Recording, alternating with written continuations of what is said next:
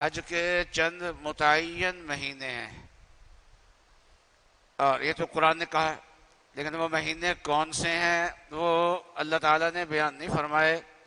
اس کی تفسیر رسول اللہ صلی اللہ علیہ وسلم نے کی ہے کہ شوال اور ذوالقعدہ اور ذوالحجہ، یہ 3 مہینے حج کے مہینے ہیں۔ پہلے حج کی درخواستیں حج سے 6 مہینے پہلے یا اس سے بھی زیادہ مدت پہلے شروع ہو جاتی تھی، اور حج کی پالیسی کا گورنمنٹ اعلان کر دیا کرتی تھی۔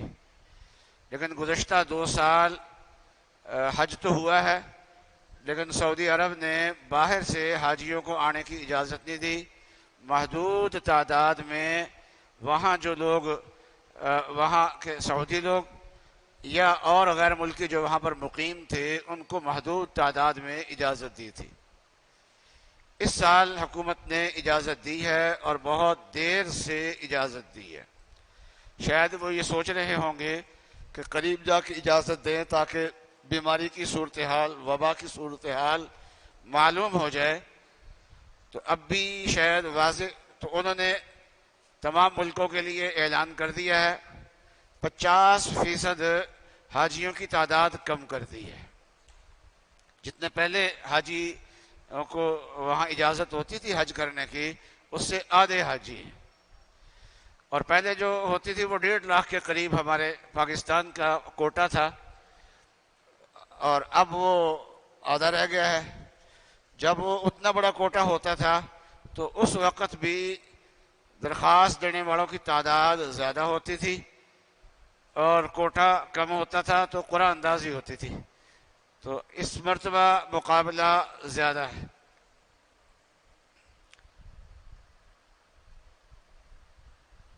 تو حج اللہ تعالیٰ کا اہم ترین فریضہ ہے، اور حج کا حکم دینے کے لیے اللہ تعالیٰ نے بڑی محبت کا انداز اختیار کیا ہے۔ پہلے اپنے گھر کا تعارف کرایا ہے کہ میرا گھر کیسا ہے، تو اس کی شان بیان فرمائی، اول بیت، ان اول بیت، پہلا گھر، اور کہاں پر ہے؟ للذی ببکہ، وہ مکہ شہر میں ہے۔ مکہ اور بکہ دونوں ایک ہی شہر کے 2 نام ہیں، 2 طریقے سے اس کو پڑھا جاتا ہے، تو اللہ تعالیٰ نے بکہ کا لفظ استعمال فرمایا جو مکہ شہر میں ہے۔ تو مکہ شہر مقدس ہے، تو اس میں جو گھر ہوگا ظاہر بات ہے کہ وہ بھی مقدس ہوگا۔ ان اول بیت، تو پہلا گھر ہے جو مکہ میں ہے، وہ کس کے لیے بنایا ہے؟ فرمایا وضع للناس، تمام لوگوں کے لیے بنایا گیا ہے، تمام لوگوں کے فائدے کے لیے۔ للناس نام نفع کے لیے، نفع کے معنی میں ہے، فائدے کے معنی میں ہے، اس میں تمام لوگوں کا فائدہ ہے، اور یہ گھر برکت والا ہے، اس میں برکتیں بڑی ہیں، اور یہ گھر جو ہے یہ مرکز ہدایت ہے، ساری دنیا میں ہدایت یہاں سے پھیلتی ہے۔ للذی ببکہ مبارکا وہدی للعالمین۔ اب اللہ تعالیٰ جو اس گھر کے بنانے والے ہیں وہ خود ان کو کتنا پسند ہے اور کتنی تعریف کر رہے ہیں اس کی، اور پھر آگے مزید تعریف کر رہے ہیں۔ فرمایا فیہ آیات بینات، اس میں اللہ کی قدرت کی بڑی بڑی نشانی ہے اس گھر میں۔ پھر ایک نشانی بیان بھی فرمائی، فرمایا کہ ومن دخلہ کان آمینہ، جو آدمی بیت اللہ میں جو انسان داخل ہوتا ہے وہ امن والا ہو جاتا ہے۔ تو وہ امن جو ہے وہ جان کا بھی وہاں پر ہوتا ہے، اور امن وہاں پر مال کا بھی ہوتا ہے، مال بھی محفوظ ہوتا ہے، اور امن وہاں پر یہ گندی نگاہوں سے بھی ہوتا ہے۔ وہاں پر خواتین جو ہیں طواف میں مرد اور خواتین جو وہ اکٹھے ہی چل رہے ہوتے ہیں، الگ الگ نہیں ہوتے، ان کے اوقات الگ یا جگہ الگ الگ ہو ایسا نہیں ہوتا، ایک ہی جگہ پر چل رہے ہوتے ہیں۔ اور بس اوقات طواف میں رش زیادہ ہو جاتا ہے تو طواف کرنے والے ایک دوسرے کے ساتھ جڑ جڑ کے چلتے ہیں، لیکن اس کے باوجود وہ عورتیں محفوظ ہیں، وہ ان کو کوئی بری نظر سے دیکھتا نہیں، برے ارادے سے کوئی ان کو ہاتھ نہیں لگاتا، برے ارادے سے اپنے جسم کو ان کے جسم کے ساتھ کوئی جوڑتا نہیں ہے۔ عجیب اللہ کی قدرت ہے۔ اور یہ صورتحال اگر کسی اور جگہ ہو، عورتیں اور مردوں کا اس طریقے سے جوڑ ہو، تو عورتیں مردوں کے بھیڑیا پن سے بچ نہیں سکتی۔ مرد کی نگاہ جو ہوتی ہے نا، وہ بھیڑیا کی نگاہ ہوتی ہے عورت کی طرف، تو اس سے عورتیں بچ نہیں سکتی۔ تو اللہ تعالیٰ وہاں پر مزاج ہی بدل دیتے ہیں، وہ عورتیں بھی وہاں پر محفوظ ہیں۔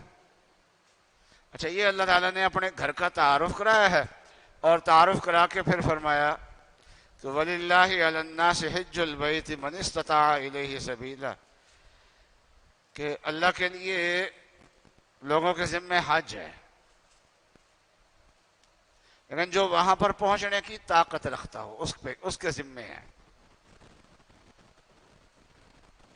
تو گویا اللہ نے تعارف کرا کے یہ کہہ دیا کہ میں نے بڑا شاندار گھر بنایا ہے، تو یہاں پر آ سکو تو ضرور آنا، یہاں پر آ سکو تو ضرور آنا، یہ میرا گھر دیکھنے کے لیے ضرور آنا، بڑا شاندار گھر بنایا میں نے، تو اس کو دیکھنے کے لیے ضرور آنا۔ اور ساتھ یہ نہیں فرمایا کہ گھر کے لیے آنا ہے، فرمایا اللہ کے لیے آنا ہے۔ وہاں پر فرمایا کہ بعض لوگوں کا جو حج ہوتا ہے وہ بیت اللہ کے لیے ہوتا ہے، جا کے بیت اللہ کو دیکھیں، اور بعض لوگوں کا حج رب البیت کے لیے ہوتا ہے کہ وہاں جا کے رب کو منانا ہے، رب کو راضی کرنا ہے، تو وہ رب کے لیے اجتماع ہوتا ہے۔ تو آیت میں بھی یہی بات ہے کہ حج کرنا ہے تو کس کے لیے؟ اس گھر کے لیے نہیں، گھر کے جو اوصاف بیان کیے نا اس کے لیے نہیں، اتنا شاندار عالی شان اتنا برکتوں والا گھر جس ذات نے بنایا ہے اس ذات کے لیے حج کرنا ہے۔ وَلِلَّهِ عَلَى النَّاسِ حِجُّ الْبَيْتِ مَنِ اسْتَطَاعَ إِلَيْهِ، جو وہاں پہنچنے کی طاقت رکھتا ہو اس کے لیے ہے، ہر ایک کے لیے نہیں ہے۔ تو رسول اللہ صلی اللہ علیہ وسلم سے پوچھا گیا کہ قرآن میں یہ کہا گیا ہے کہ جو وہاں پہنچنے کا راستہ پائے، من استطاع الیہ، اس کے اندر استطاعت ہو وہاں پر جانے کی، تو استطاعت سے مراد کیا ہے؟ تو استطاعت سے حضرت نے فرمایا کہ زاد و راحلہ، کہ خرچہ اس کے پاس ہو، یعنی اپنا خرچہ وہ کر سکتا ہو سواری کا اور اپنے دوسرے دیگر اخراجات، اور جتنی دیر حج کو لگنی ہے اپنے پیچھے اخراجات دے کے جا سکتا ہو، اور دوسرا سواری ملتی ہو۔ یہ دو چیزیں ہوں تو حج اس کے ذمہ ضروری ہو جائے گا۔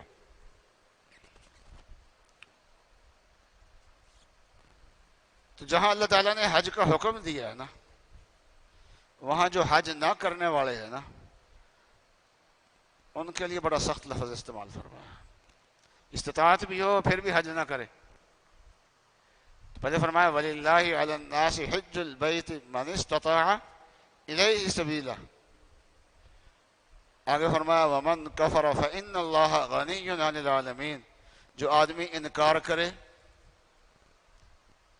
تو کافرہ انکار کے معنی میں ہے، انکار دو قسم کا ہے، وہ حج کی فرضیت کا ہی منکر ہے تو وہ تو مسلمان ہی نہیں رہا پھر، اور حج کی فرضیت کا تو منکر نہیں ہے لیکن ویسے جانے سے انکار ہے اس کو۔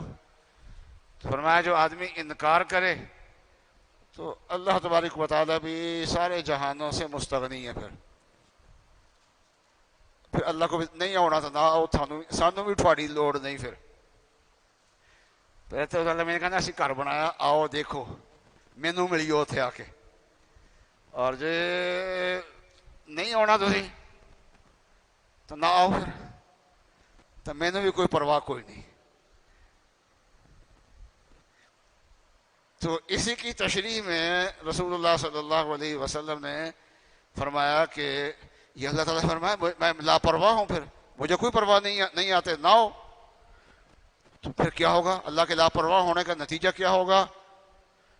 تو رسول اللہ صلی اللہ علیہ وسلم نے اس کا نتیجہ بیان فرمایا کہ جس کو حج سے کوئی ضرورت نہیں روکا، کسی حاجت نے نہیں روکا، کسی بادشاہ نے نہیں روکا، کسی بیماری نے نہیں روکا، پھر بھی حج نہیں کیا، اس نے کوئی رکاوٹ نہیں تھی حج میں، اور وہ آدمی بغیر حج کیے مر گیا، تو وہ یہودی ہو کے مرے چاہے نصرانی ہو کے مرے، مطلب یہ ہے کہ اس کا ایمان محفوظ نہیں ہے، خطرے میں ہے اس کا ایمان.